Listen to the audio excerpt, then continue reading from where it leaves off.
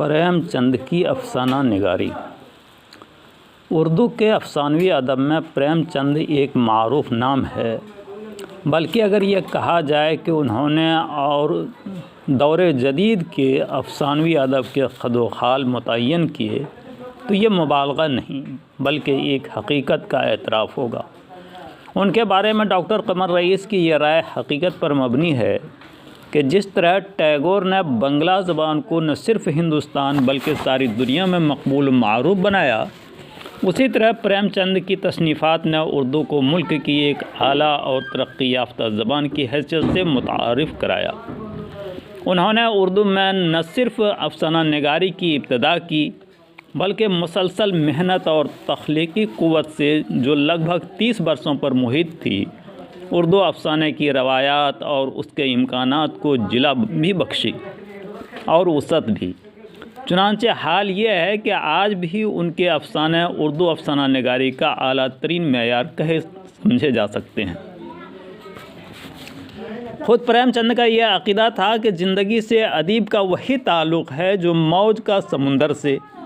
بقول ان کے اگر موج سمندر سے الگ ہو جائے تو اس صورت میں وہ اپنی حرکت، روانی اور جولانی سے محروم ہو جائے گی، بلکہ اس کا وجود بھی ختم ہو جائے گا۔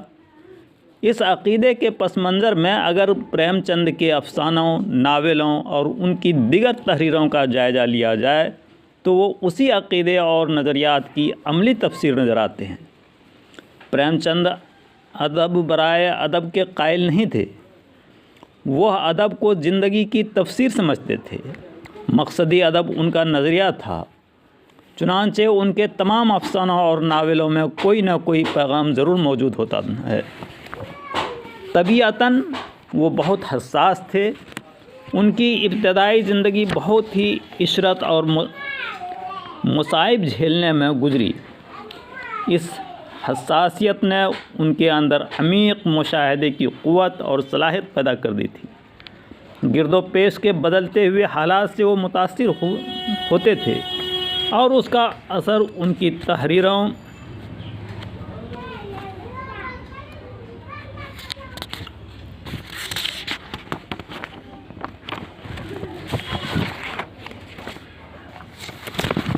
پر بھی پڑتا تھا۔ چنانچہ ان کے افسانوں میں موضوعات کے اعتبار سے بہت تنوع ہے۔ پریم چند ناول نگار پہلے تھے اور افسانہ نگار بعد میں، لیکن ان کی شہرت اور وقعت ان کے مختصر اردو افسانوں کی ہی مرہون منت ہے۔ بہرکیف موضوعات کے اعتبار سے پریم چند کے افسانوں کو 3 ادوار میں تقسیم کیا جا سکتا ہے۔ پہلا دور 1908 عیسوی سے شروع ہوتا ہے۔ ان کا پہلا افسانہ دنیا کا سب سے انمول رتن ہے، جو اسی سال کانپور کے مشہور رسالہ زمانہ میں شائع ہوا تھا۔ ان کے 5 افسانوں کا مجموعہ سوز وطن بھی اسی سال میں شائع ہوا تھا۔ یہ وہ دور تھا جب پورے ملک میں سیاسی بیداری کی لہر دوڑ سی گئی تھی اور آزادی کا مطالبہ زور پکڑتا جا رہا تھا۔ ظاہر ہے کہ یہ کسی طرح ممکن ہی نہ تھا کہ پریم چند ملک کے اس سیاسی حالات سے متاثر نہ ہوتے۔ وہ سرکاری ملازم تھے اور اشارے اشارے میں بھی حکومت کے خلاف لکھنا ناممکن تھا۔ چنانچہ انہوں نے پریم چند کے قلمی نام سے لکھا، حالانکہ ان کا اصل نام دھن پت رائے تھا۔ سوز وطن کے افسانوں میں ایسا کچھ نہیں تھا جس سے حکومت کی بنیاد لرز جاتی۔ اس مجموعہ کے افسانے بنیادی طور پر جذبہ حب الوطنی کے مقصد کے تحت لکھے گئے تھے، لیکن حکومت کے طبع نازک کو یہ بھی برداشت نہیں ہوا اور مجموعہ کو ضبط کر لیا گیا۔ بالآخر انہوں نے ملازمت ترک کر دی اور خود کو ادب کے لیے وقف کر دیا۔ پریم چند نے اپنی ادبی زندگی کے دوسرے دور میں جو افسانے لکھے وہ بنیادی طور پر اصلاحی نوعیت کے تھے۔ اس دور کے افسانوں میں پریم بتیسی، پریم چالیسی کے مجموعے بھی شامل ہیں۔ خاک پروانہ اور آخری تحفہ ان کے افسانوں کے دوسرے مجموعوں کا نام ہے۔ یہ تمام افسانوی مجموعے شائع ہوئے اور ان لوگوں کے اندر بہت مقبول ہوئے۔ پریم چند کے ان افسانوں کے موضوع उस वक्त के हिंदू मुआशरा में फैली हुई बुराइयों और खामियों का जिक्र मिलता है और उसके साथ ही वो हिंदुओं के मुआशरती मसाइल का अपने उन अफसानों में हल भी पेश करते हैं। प्रेमचंद के अफसानों का तीसरा और आखिरी दौर 1920 से 1936 ईस्वी तक का है और यही वो साल है जब उनकी वफ़ात हुई थी। महात्मा गांधी की तहरीक के ज़ेर असर जब उन्होंने सरकारी मुलाजमत तर्क की तो उनके अफसानों में हुर्रियत पसंदी की झलक कुछ ज़्यादा नज़र आने लगी। चुनांचे उनके अफसानों का मजमा ज़ादे राह उसकी मिसाल है। इस मजमा के बेशतर अफसानों में आज़ादी की तड़प नज़र आती है। बावजूद उसके कि प्रेमचंद के इब्तदाई अफसानों में कदीम दास्तानों का सा रंग झलकता है, प्रेमचंद ने उर्दू अफसानों को जिस तरह से संवारा और निखारा, उसकी वजह से उनका रुतबा अफसानवी अदब में बहुत बुलंद है। हकीकत पसंदी उनके अफसानों की सबसे बड़ी खुसूसियत है। वो अपने अफसानों में अवाम की तर्जुमानी करते नज़र आते हैं। ज़िंदगी के हक़ाइक़ से नज़रें चुराने का अंदाज़, तख़य्युल की फरावानी, नाकाबिल यकीन बातों का ज़िक्र, जज्बाती अंदाज़ बयान और शायराना ज़बान उनके इब्तदाई अफसानों की खुसूसियतें हैं।